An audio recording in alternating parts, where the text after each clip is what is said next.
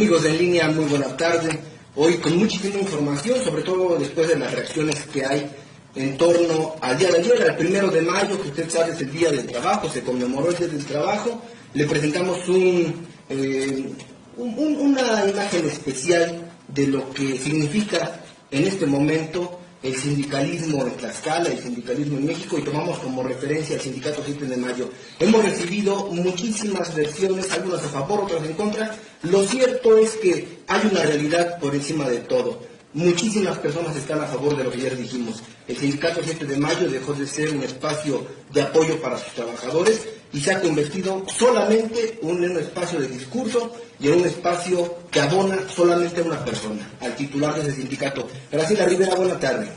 Muy buena tarde a todo nuestro auditorio, los saludo con mucho gusto. Bueno, y vamos a platicar rápidamente. Mira, ayer a Demetrio Rivas Corona alguien le recordó su papel de líder sindical y durante el acto conmemorativo del Día del Trabajo, este profesor se empoderó para afirmar que nadie tiene derecho a exigir a los docentes tlaxcaltecas excelencia en su desempeño, pues trabajan en condiciones precarias de capacitación.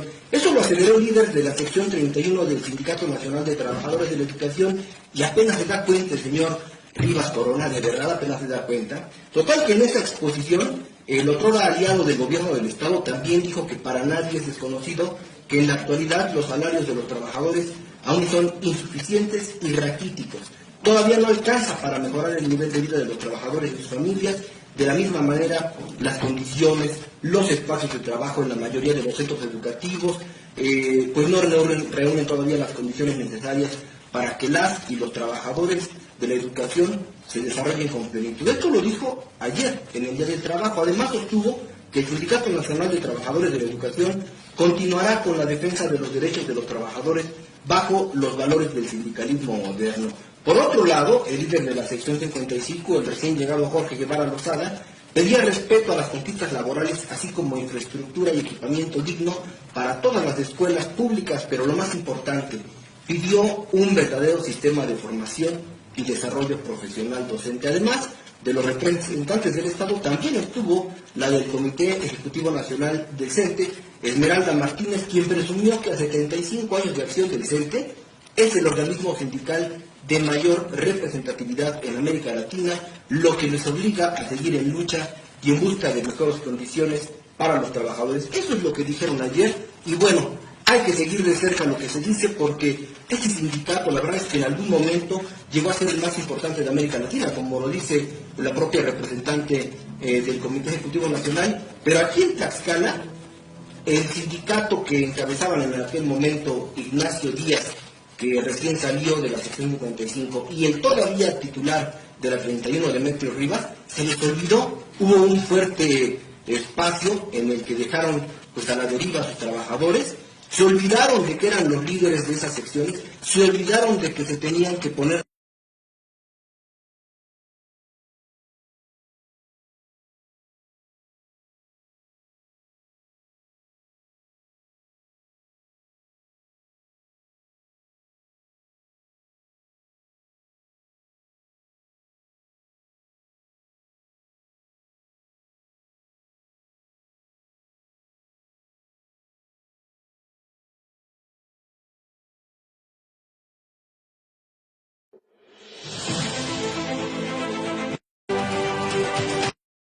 en torno. Amigos de En Línea, muy buena tarde. Hoy con muchísima información, sobre todo después de las reacciones que hay en torno al día de ayer, al 1 de mayo, que usted sabe es el Día del Trabajo, se conmemoró el Día del Trabajo. Le presentamos una imagen especial de lo que significa en este momento el sindicalismo en Tlaxcala, el sindicalismo en México, y tomamos como referencia el sindicato 7 de mayo. Hemos recibido muchísimas versiones, algunas a favor, otras en contra. Lo cierto es que hay una realidad por encima de todo.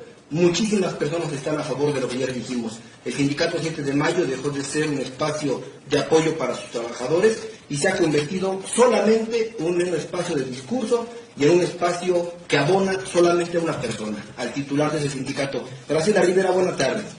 Muy buena tarde a todo nuestro auditorio, los saludo con mucho gusto. Bueno, y vamos a platicar rápidamente. Mira, ayer a Demetrio Rivas Corona alguien le recordó su papel de líder sindical y durante el acto conmemorativo del Día del Trabajo, este profesor se empoderó para afirmar que nadie tiene derecho a exigir a los docentes tlaxcaltecas excelencia en su desempeño, pues trabajan en condiciones precarias de capacitación. Eso lo aseveró el líder de la sección 31 del Sindicato Nacional de Trabajadores de la Educación, y apenas se da cuenta el señor Rivas Corona, de verdad apenas se da cuenta. Total que en esa exposición, el otrora aliado del gobierno del Estado también dijo que para nadie es desconocido que en la actualidad los salarios de los trabajadores aún son insuficientes y raquíticos. Todavía no alcanza para mejorar el nivel de vida de los trabajadores y sus familias. De la misma manera, las condiciones, los espacios de trabajo en la mayoría de los centros educativos, pues no reúnen todavía las condiciones necesarias para que las y los trabajadores de la educación se desarrollen con plenitud. Esto lo dijo ayer en el Día del Trabajo. Además, sostuvo que el Sindicato Nacional de Trabajadores de la Educación continuará con la defensa de los derechos de los trabajadores bajo los valores del sindicalismo moderno. Por otro lado, el líder de la sección 55, el recién llegado Jorge Guevara Lozada, pedía respeto a las conquistas laborales, así como infraestructura y equipamiento digno para todas las escuelas públicas, pero lo más importante, pidió un verdadero sistema de formación y desarrollo profesional docente. Además de los representantes del Estado, también estuvo la del Comité Ejecutivo Nacional del CENTE, Esmeralda Martínez, quien presumió que a 75 años de acción del CENTE es el organismo sindical de mayor representatividad en América Latina, lo que les obliga a seguir en lucha y en busca de mejores condiciones para los trabajadores. Eso es lo que dijeron ayer, y bueno, hay que seguir de cerca lo que se dice, porque este sindicato, la verdad es que en algún momento llegó a ser el más importante de América Latina, como lo dice la propia representante del Comité Ejecutivo Nacional, pero aquí en Tlaxcala, el sindicato que encabezaban en aquel momento Ignacio Díaz, que recién salió de la sección 55, y el todavía titular de la 31 de Demetrio Rivas, se les olvidó. Hubo un fuerte espacio en el que dejaron pues a la deriva a sus trabajadores, se olvidaron de que eran los líderes de esas secciones, se olvidaron de que se tenían que poner del lado de los trabajadores, y lo mismo ocurre en el 7 de mayo y en todos los sindicatos del Estado. Por eso es que ayer tomábamos como referencia el 7 de mayo, les presentamos el reportaje que al final vamos a repetir, y por cierto quiero decirle, ya nos buscaron hoy pues algunos intermediarios del 7 de mayo, vamos a darles el espacio, porque de eso se trata esto, un comentario de ida y vuelta. El espacio está abierto para todas las voces, para todas las expresiones y por supuesto para todos los sindicatos. Si le parece, vamos al primer corte y regresamos para platicarle que Tlaxcala obtiene el segundo lugar con la peor productividad a nivel nacional.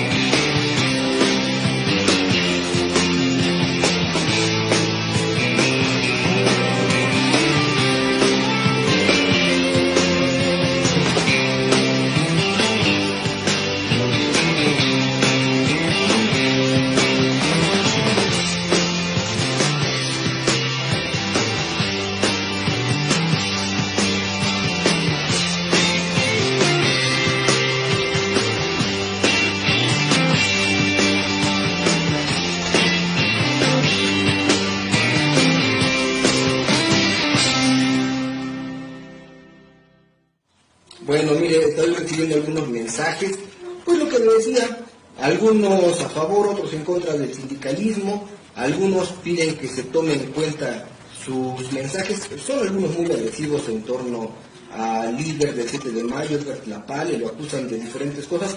Aquí lo que dijimos es con base en los documentos que tenemos, en algunas entrevistas que hicimos previamente, pero bueno, esto que me están poniendo aquí, definitivamente no lo podemos mencionar. Ahorita vamos a seguir comentando los videos, los mensajes que nos hacen llegar, pero por lo pronto quiero comentarle que una vez más Tlaxcala se ubicó en los primeros lugares, pero negativos en cuanto a sectores estudiados que forman parte del desarrollo económico de la entidad, siendo en este caso la productividad laboral la que se colocó como la segunda peor del país, y muy pero muy alejada de lo que se refleja en otros estados en los que se tiene hasta 8 veces más un mejor desempeño al respecto. De acuerdo con las mediciones que realiza periódicamente México Cómo Vamos, que toma datos del Instituto Nacional de Estadística y Geografía, INEGI, Tlaxcala tiene el segundo peor desempeño con respecto a la productividad laboral, al haber alcanzado 76 pesos por trabajador en una hora, datos que corresponden al cuarto trimestre del ejercicio 2018. Es así como Tlaxcala cayó varios lugares para quedarse por debajo de entidades históricamente con problemas económicos como Guerrero, Puebla y Veracruz, pero también muy lejos de estados como Campeche, en donde su productividad laboral por hora es de 634 pesos, o Nuevo León, que se coloca con 271 pesos por cada 60 minutos. Los pobres números en esta materia van de la mano de otros rubros en los que Tlaxcala también tiene un desempeño mediocre, como sus autoridades, como es el caso del crecimiento económico del Producto Interno Bruto, del PIB, que en el caso de la entidad fue el segundo con mayor contracción a nivel nacional, al caer un 4.2%. Por eso yo le digo que en Tlaxcala no se puede gobernar simplemente con discursos y con cifras acomodadas. Vean usted las declaraciones del señor gobernador en la semana pasada, pues son de risa. Solamente él en su burbujita piensa que de verdad nuestro estado está avanzando, y la realidad es que estos números que da a conocer el INEGI pues desnudan a una entidad que, pese a ser una de las mejores, con muchísima gente de calidad, con muchísimos jóvenes que quieren sacar al estado adelante, pues la propia autoridad es la que los detiene. Por lo pronto, si le parece, vamos con la información, porque me parece, Graciela, que algunos estudiantes del CECITE tuvieron una charla exitosa con un diseñador de origen tlaxcalteca y, pues al parecer, los motivó demasiado. Así es, fíjate que estudiantes del Colegio de Estudios Científicos y Tecnológicos de nuestro estado, plantel 6 del municipio de Tepeyanco, participaron en una plática motivacional con este diseñador de modas, como bien comentas, Andrés Caballero, quien es un director muy creativo y fundador de la marca internacional de ropa femenina San Andrés Milano, la cual pues cuenta con distribución en países como Italia, Japón, Corea, China y Dubái, entre otros. Este empresario originario del municipio de Santa Polonia Teacalco, cuyo talento, disciplina y perseverancia lo han llevado a convertirse en un reconocido diseñador en Europa, compartió su experiencia como emprendedor con nuestros jóvenes y narró su historia de vida, los obstáculos y oportunidades para alcanzar su sueño en el mundo de la moda.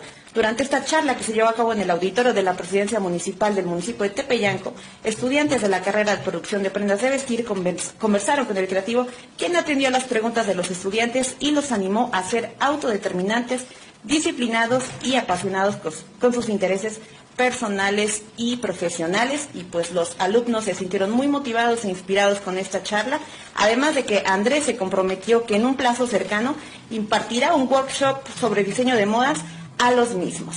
Mire, vamos a tener una plática ahorita en unos minutos con la firma Calva Carro Abogados. Ustedes saben que se han convertido en nuestros abogados de cabecera. Hay muchísimas dudas que nos hacen llegar después de los programas y hoy vamos a tratar dos temas importantes, no se desconecte. Pero antes de eso quiero decirle que, mire, me están haciendo llegar algunos, me imagino que son campesinos, que pidamos al gobierno que ya se publiquen las reglas de operación, sobre todo para este tema del campo. Bueno, vamos a revisar la información.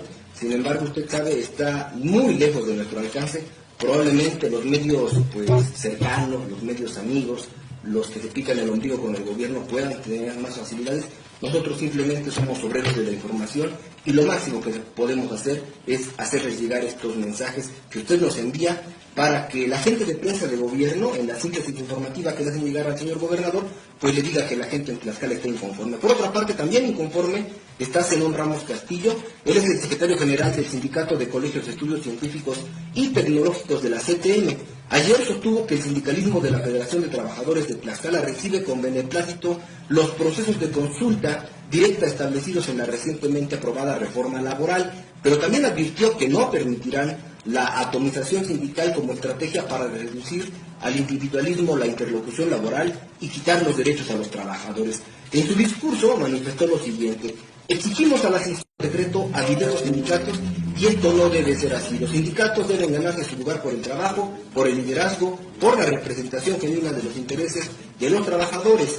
Zenón Ramos, quien fue el orador oficial de la CTM en la conmemoración del Día del Trabajo, expuso que avalan las nuevas disposiciones en materia laboral. Sin embargo, hay asuntos pendientes de atender y que afectan a los trabajadores. Uno de ellos, dijo, es el outsourcing, una subcontratación nociva a la que se acogen patrones tanto del sector privado como del sector público para evitar el pago de los derechos laborales. Habría que revisar Por supuesto, esto lo platicábamos la semana pasada con Víctor López, que es el jurídico de la CTM, y tocaba el mismo tema. El outsourcing es yo como patrón contrato a una empresa para que esa empresa se haga cargo de los trabajadores, y de esa manera yo pues me hago el omiso, me hago a un lado con todos los derechos laborales que tendrían que estar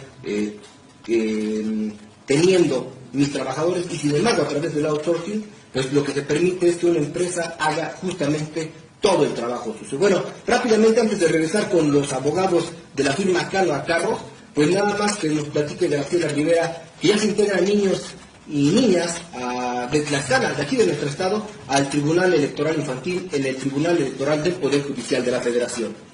Pues fíjense que en representación de nuestro estado, la niña Yasmín Gutiérrez Castro y el niño Marco Antonio García Cocoletzi participaron el día de ayer en la fase final de la segunda edición del Tribunal Electoral Infantil en México, por lo que resolvieron respecto de 2 casos particulares sobre la protección de los niños y las niñas migrantes en una sesión de pleno realizada allá en el Tribunal Electoral del Poder Judicial de la Federación, en la Sala Superior. Yasmín y Marco fueron parte de los 12 infantes seleccionados de las 6 circunscripciones regionales del tribunal a través del voto libre y secreto directo de los 17 niños que participaron de las 32 entidades federativas del país, y pues después de haber ganado su selección en participaciones dentro de sus respectivos tribunales electorales locales. El magistrado presidente de la Sala Superior, Felipe Fuentes Barrera, subrayó la importancia de que estos órganos jurisdiccionales de todo el país se organicen para realizar este tipo de eventos. Pues enhorabuena a nuestros niños que lograron ser partícipes de esta privilegiada fase final ahí en el Tribunal Federal. Bueno, lo que no les fue muy bien fueron los niños que ayer participaron en el Parlamento Infantil, porque a todos los diputados les valió madre, se salieron de este recinto en donde estaban los niños, que ellos mismos habían invitado. Imagínense usted, llegan los niños con la posibilidad de estar haciendo uso de la máxima tribuna, es un gran momento para cualquier infante, y a los diputados simplemente porque no les interesó, se salieron, los dejaron hablando solitos, y la única que se aguantó ahí, y digo que se aguantó porque era su obligación, pues fue la diputada Luz Vera Díaz, que es la que preside la Comisión de Educación y es precisamente la que organizó el evento. Qué lástima que los diputados no le tengan respeto al lugar en el que les estamos pagando para que trabajen, y que hayan dejado allí a los niños, a los pequeños infantes, que fueron esperando mayor atención de los 25 diputados, y 24 de los 25 diputados pues prefirieron irse a lo mejor a hacer sus compras, a ver televisión, a hacer cualquier cosa, menos a poner atención a estos niños que estaban participando en el Parlamento Infantil. Bueno, si les parece, vamos rápido a un corte y regresamos para platicar con los abogados de la firma Calva Carro Abogados, temas que seguramente serán de su interés.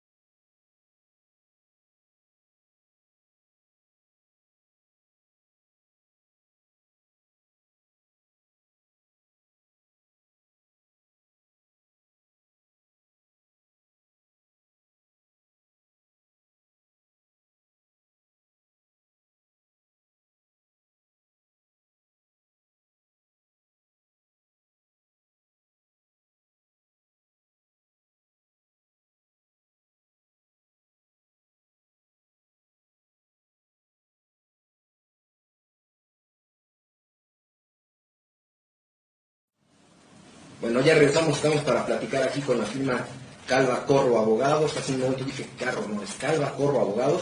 Después de que hemos estado aquí platicando con ellos, muchos de ustedes nos hacen llegar algunos mensajes preguntándonos temas, pues obviamente de interés jurídico, algo que de lo que desconozco. Por eso es que los invitamos cada jueves. Si usted tiene un asunto pendiente, no duden en llamarnos. Allí en la pantalla van a aparecer los números de ambos abogados, tanto de Rodolfo como de Israel, para que ellos sean justamente quienes les atiendan. En este momento hay 2 temas sobre la mesa. El primero, Mucho se habló de la desaparición de las delegaciones, algo que no ha sucedido todavía. Una de ellas ha tenido muchísimos problemas a lo largo de los años, es la Zagarpa, y otro es un organismo público descentralizado que es la Secretaría de Salud. Seguramente en ambos casos tienen pues algún tema que vale la pena destacar. En el caso de la Zagarpa me parece, Israel, que llevan un asunto en donde se ganó y esto permitió que la Zagarpa tuviera que cumplir con uno de los beneficiarios que por alguna cuestión, por alguna extraña razón, simplemente no era tomado en cuenta. Muy buenas tardes. Buenas tardes, un gusto estar con ustedes. Precisamente el tema de Zagarpa y todos los derechos que involucran a los sujetos agrarios, el tema es que establecen las reglas de operación, antes CADER, ahora ¿cómo se llama? Anteriormente CADER, establece una regla de operación para dar los beneficios a los sujetos agrarios, al campesino. Pero estas reglas de operación se establecen de acuerdo a las cuestiones políticas, es decir, son piedras para que todos los beneficiarios de estos programas, no lleguen a los sujetos agrarios. Acá tenemos un asunto que precisamente le establecen obstáculos al sujeto agrario, al campesino, y no le quieren dar el apoyo económico. Entonces nosotros acudimos, precisamente en las reglas de operación establecen que el sujeto agrario tiene que establecer una geolocalización. Esto es imposible para el sujeto agrario, si apenas, yo no sé ni qué es una geolocalización, menos crearla, ¿no? Entonces le dicen, oye, tú tienes que traer este requisito, no lo llevan, le niegan el apoyo económico y nos vamos al amparo. Entonces, a ver, la propia Zagarpa dice que apoya, pero en la regla de operación pues pone dificultades como esta, ¿no? Que un campesino, con todo respeto para el sector campesino, mis abuelos fueron campesinos, gran parte de nuestra familia, de nuestros abuelos fueron campesinos, difícilmente llegan a saber qué es este tema, ¿no? Sí. ¿Y a poco no existe algún área en donde puedan llegar y que se les facilite todos estos datos? No, precisamente esta institución Zagarpa crea organismos que no dependen de ella y hacen un negociazo ahí, pero llega el campesino, paga para que le den este servicio, porque si lo paga, y resulta que hacen su negocio por ahí y cuando entregan los discos pues no tienen nada. Entonces el costo de ese requisito lo paga el sujeto agrario. Y entonces por eso es que varios de los campesinos prefieren ir con agrupaciones como la CODUC, que ayer se manifestó, y estas agrupaciones tienen a la vez sus liderazgos, y los liderazgos empiezan a agruparlos, pero los ven como votación, los ven como números electorales, no los ven como gente que requiere el apoyo. Así es.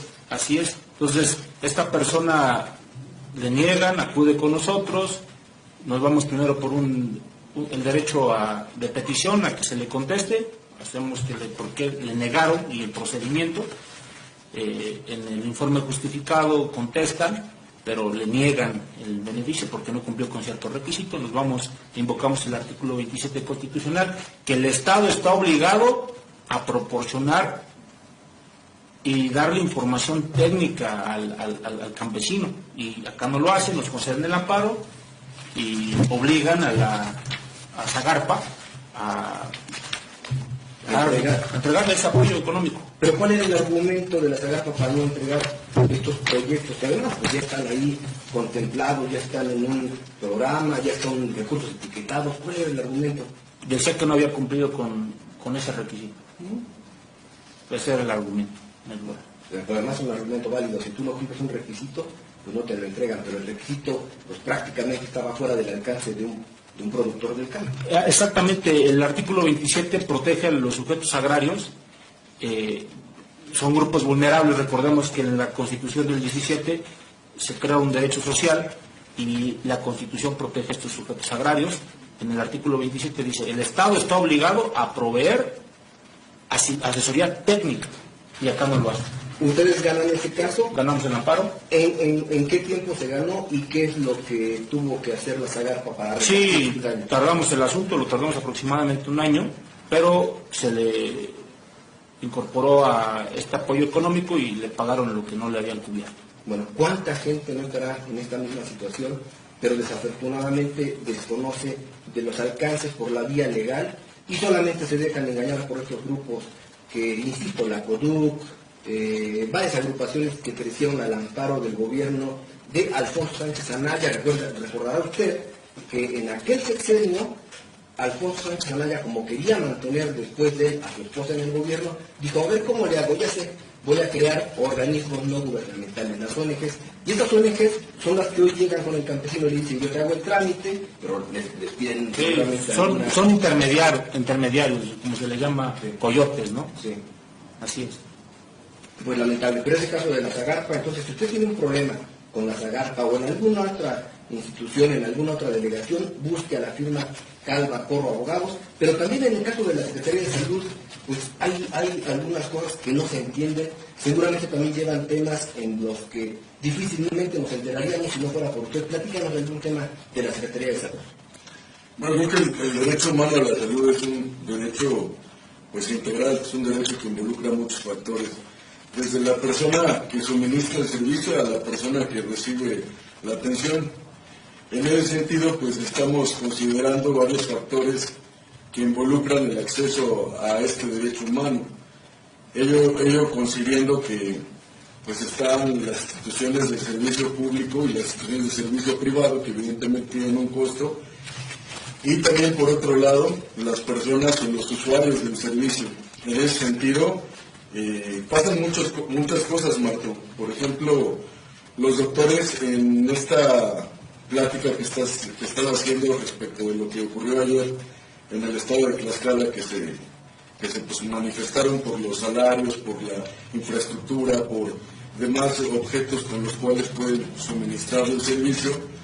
Eso pues evidentemente lo tiene que garantizar el Estado, ¿no? Evidentemente hay unas partidas presupuestales ya asignadas, hay pues muchas cosas que pues actualmente no están completamente transparentes, pero del lado del usuario también están las personas que no reciben la atención de forma efectiva y rápida.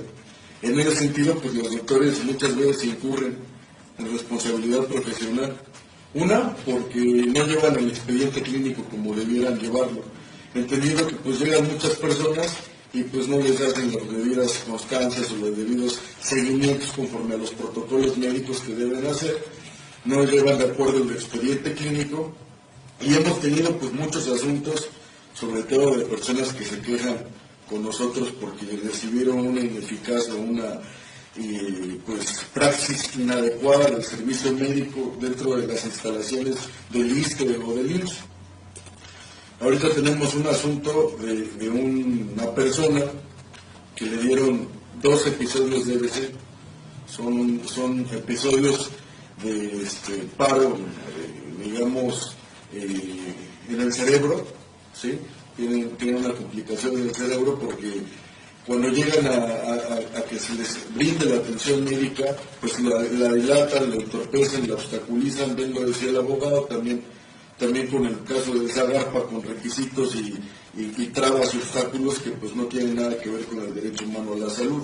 Esta persona sufrió estos eventos de EBC, se presentó la querella y ha sido un peregrinar muy largo. Nos gustaría en algún momento compartir el video que actualmente tuvimos de una audiencia de omisiones del Ministerio Público, porque el Ministerio Público de la PGR no quería hacer nada, lo obligamos a hacerlo y actualmente se va a vincular a audiencia inicial. Eso te lo digo porque cuando él llega al médico, a la atención del ISSSTE, lo regresan 2 veces a su casa, con un medicamento que pues no era el apropiado. Le tuvieron que haber hecho una serie de estudios de gabinete para descartar un infarto cerebral y no lo hacen. Entonces, a partir de eso es que se incumple con lo de la responsabilidad profesional, porque no hacen las cosas como pues debieran hacerlas conforme a sus protocolos, no cumplen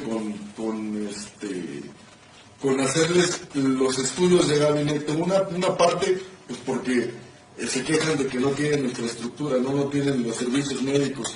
Actualmente me venía diciendo ahorita el abogado que pasamos por acá, por el hospital que van a hacer de aquí de Sanamián, Tlacocalpa. Es un hospital muy grande, ¿no? Es un hospital que aparentemente se ve con una infraestructura pues, muy grande, pero pues eso de nada sirve si no tienen adentro ni el personal, ni los medicamentos, ni la serie de elementos que necesitan para hacerles estudios y demás cosas a las personas.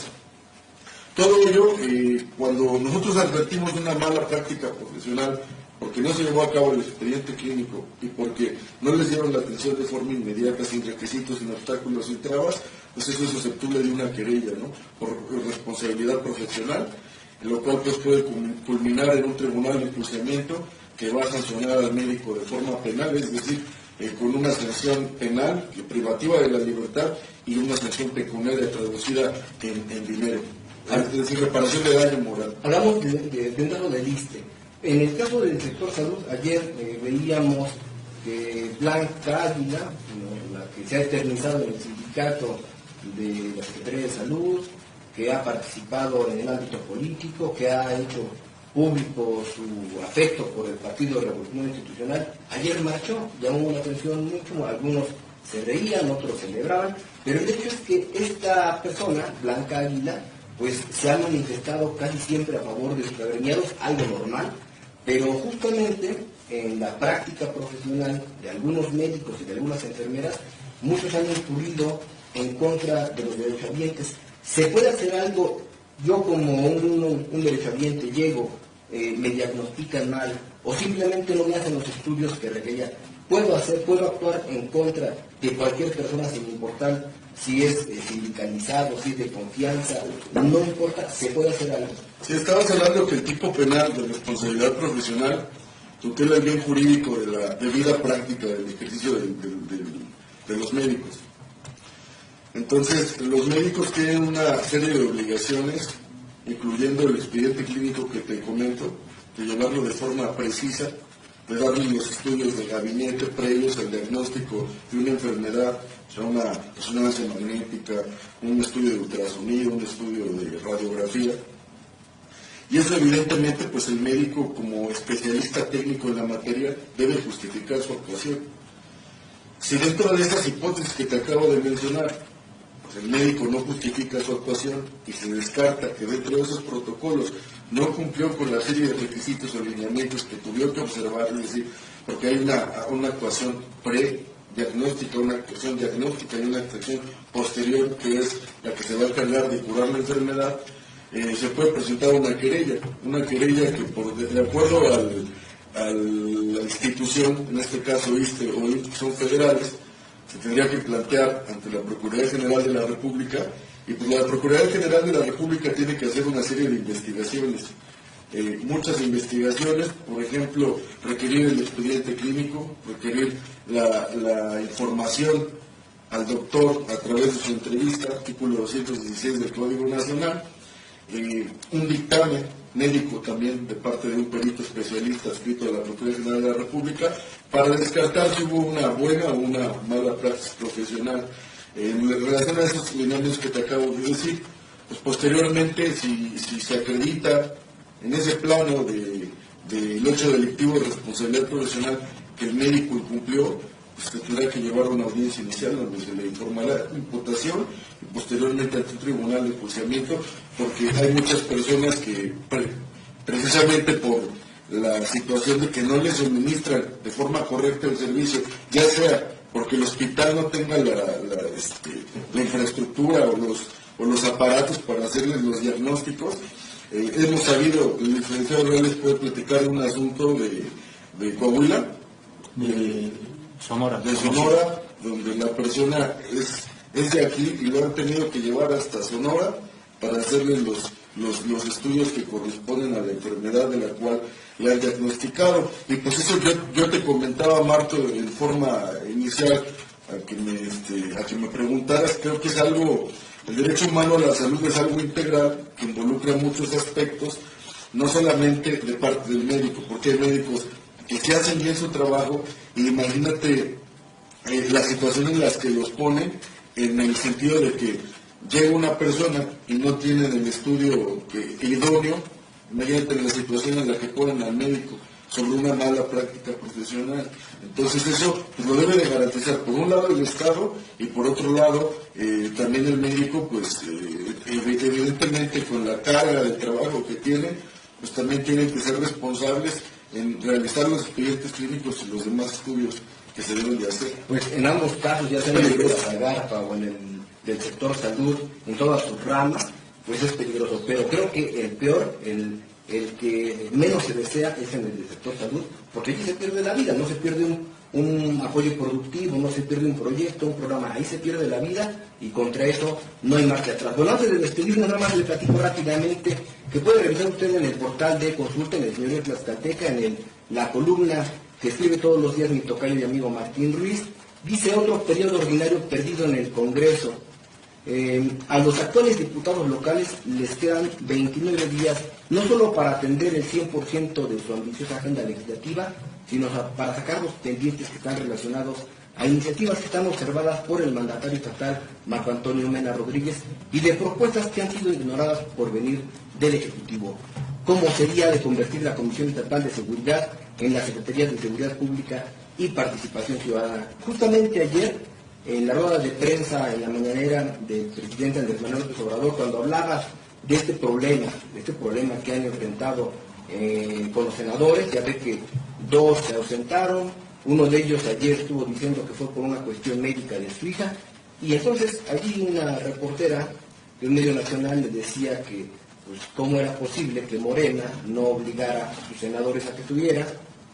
Dio una explicación a Andrés Manuel López Obrador, y en ese momento le pregunté si no le preocupaba eso, porque no solamente en el Senado ocurría, sino que también en algunas entidades, como en el caso de Tlaxcala, que tienen mayoría de Morena, pues no se nota, porque aquí parece que sigue siendo la mayoría priista. Yo no veo que los diputados del Movimiento de Regeneración Nacional estén haciendo un trabajo de contrapeso.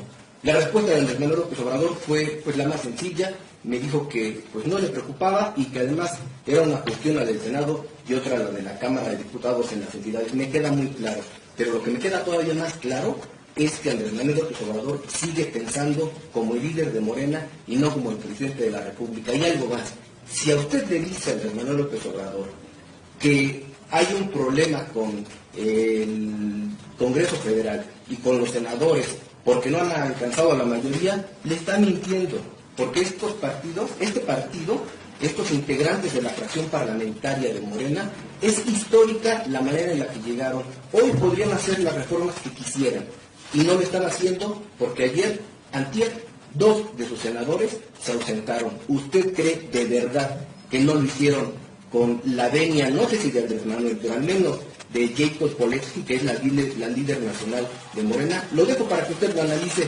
Nos vamos, pero le dejamos con este video, el video que ayer le presentamos sobre el trabajo que ha realizado Edgar Tlapale al interior del sindicato 7 de Mayo, un sindicato que ha abandonado a su base trabajadora y que seguramente en esta renovación rumbo al 2021 va a querer mantenerse. ¿Sabe por qué? Porque cada voto de cada persona que trabaja en alguno de los 3 poderes, o en órganos descentralizados, o en los municipios, vale y vale muchísimo.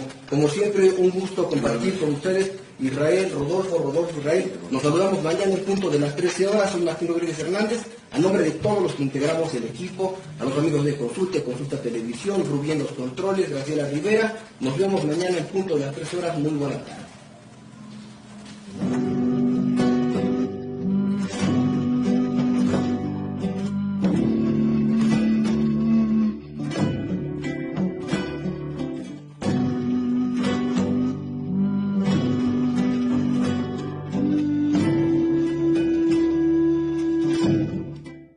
¿Qué tal? Muy buenos días, yo soy Enrique Padilla y quiero por este medio felicitar a Martín Rodríguez y a su equipo de trabajo En Línea para que sigan haciendo un trabajo crítico y que nos sirva a toda la sociedad tlaxcalteca. Un fuerte abrazo, muchísimas felicidades.